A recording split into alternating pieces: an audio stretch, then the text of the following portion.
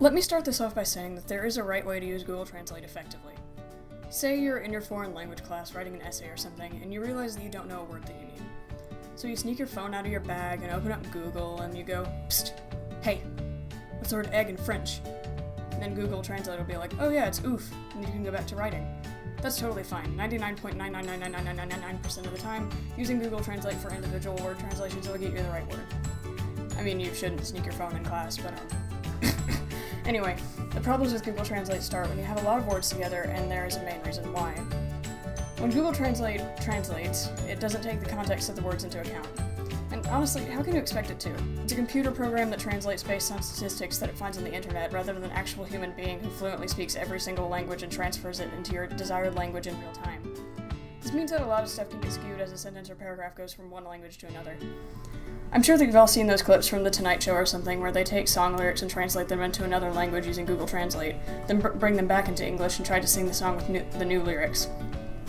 But I can't sing, so instead I took this weird short story I wrote last year and put it through Google Translate, and now I'm going to read the new version aloud. Excuse me. Here we go.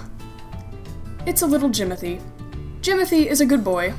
Do you know why Jimothy is a good boy? Because he can put his socks alone.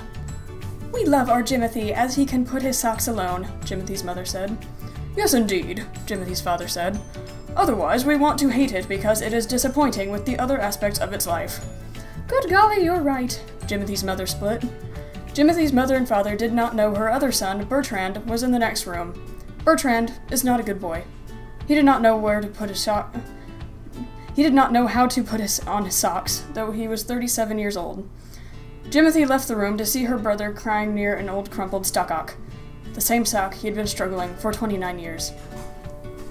Now, there were several things wrong with that paragraph, obviously, but most noticeably, the characters' pronouns would change in the middle of the story, the tense would change, and several words would get completely left out or altered.